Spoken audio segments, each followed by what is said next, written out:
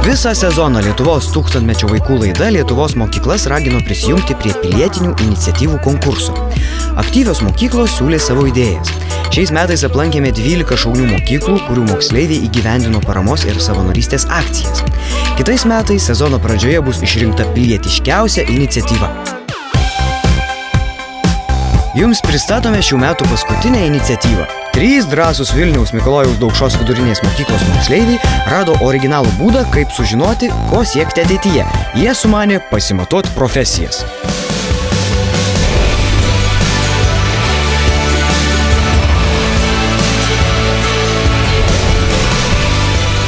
Ką čia tas rašinys, einam geriau išbandyti gyvai profesiją.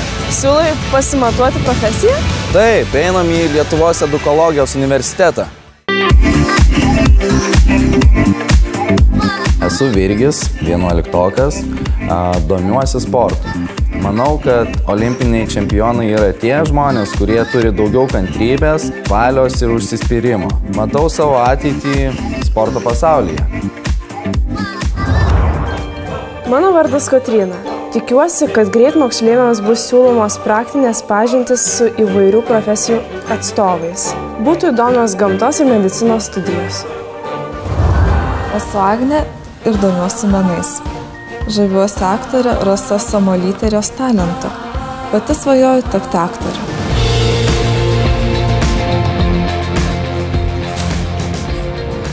Labadiena, 11-okai. Labai malonu jūs čia matyti. Jūsų ateities planus ir norus aš jau šiek tiek žinau, šiek tiek apie juos girdėjau. Todėl Virgilijui siūlau aplankyti mūsų sporto ir sveikatos fakultetą. Agne, tu ko gero norėtum pasižiūrėti, kaip dirba mūsų teatralai, kaip jie studijuoja. Na ir Kotryna, kviečiu į oranžeriją. Prašau. Esu girdėjęs, kad čia gimsta olimpiniai čempionai. Tikrai tiesa. Ir ne tik olimpiniai čempionai, čia gimsta ir busimieji kūno kultūros mokytojai, ir treneriai. Ir čia mes su jais dirbam, prižiūrim, kad visi krūviai būtų gerai sureguliuoti ir kad viskas būtų gerai. Ar visi, kas čia studijuoja, gali tai išbandyti? Žinoma, tai yra Lietuvos edukologijos universitetas, sporto ir sveikatos fakultetas. Ir visi, kas čia studijuoja, jie su visom šitom technologijom dirba. Per sporto biomechanikos, sporto judesių fiziologijos paskaitas jie patys testuojasi, patys interpretuoja duomenis, bando išsiaiškinti, ko jiem patiems trūksta, arba galbūt kažkas padės jiem ateityje kažko siekti. Čia yra kvėpavimo funkcijos tyrimas. Ir čia mes tyriam, ar yra, sakysim, kokio didumo yra, kokia yra gyvybinė plaučių talpa, kaip greitai oras praeina per plaučius, per bronchus, per kiek laiko jisai išeina. Ir sakysim, jeigu tai yra netinkami fiziniai krūviai, arba jeigu žmogus serga, mes iš karto matom. 5,22 litrai. Plaukikai išpučia po 8-9 litrus. Vėlgi labai priklauso, tiesiogiai koreliuoja su ūgiu. Kuo aukštesnis žmogus, tuo didesni dažniausiai jo būna plaučiai. O čia daug atlieka tokių tyrimų? Faktiškai visi studentai, jie gauna duomenis ir jie mokosi interpretuoti. Tai yra kas gerai, kas yra negerai, ko trūksta. Tai yra geriausia, kai žmogus pažįsta per save. Tada yra didelė motyvacija mokytis ir tada jiems iš esmės yra patiems daug įdomiau suprasti įvairius procesus. Pedagogai meta iššūkį jums, iššūkį jums, iššūkį jums, pedagogai. Vienu žodžiu jūs atjums, vienu žodžiu jūs atjums.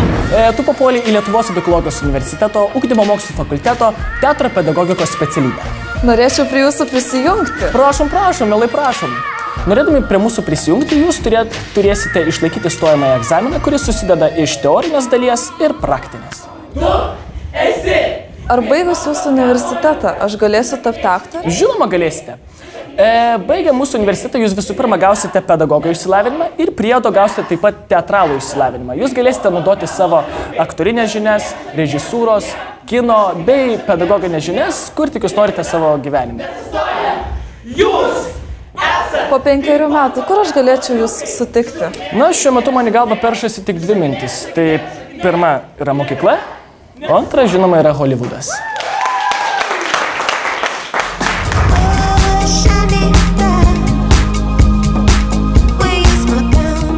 Kaip čia gražu ir žalia, jūsų universitetas visas toks? Taip, tikrai mūsų universitetas yra žalėsis universitetas ir auditorijos yra žaliosios. Va, turime oranžeriją, kurioje auga maždaug 800 pavadinimų augalai. Taigi, ką studijuojantis studentai lankosi šitoje oranžerijoje? Biologai, geografai čia ateina, stebi augalus, tyrinėja juos. Ir matematikai čia ateina savo fraktalėmis lygtis spręsti ir būsimi architektai pasižiūrėti, kaip sugalvoti originalias konstrukcijas, o meninių disciplinų studentai tiesiog pasisemti įkvėpimo. Gal galėtumėte parodyti paslaptingiausią augalą augantį šitoje oranžerijoje? Paslaptingų augalų yra labai daug. Aš norėčiau vieną tokį pristatyti, kurio yra labai įdomus pavadinimas. Latiniškas jo vardas yra Brachychiton, bet kadangi jo šaknis yra stora ir joje augalas kaupia vandenį, tai va, lietuvaičiai botanikai jį pakrikštijo bambaliu. Šitos palmės vardas yra švelnioji kariota, bet Azijoje žmonės dar kitaip ją vadina. Va, pagal šitą lapelio formą, kaip dar ją galėtum pavadinti? Žuvies uodega? Nu, tikrai panašu į silkės uodegą, manau. Man patinka.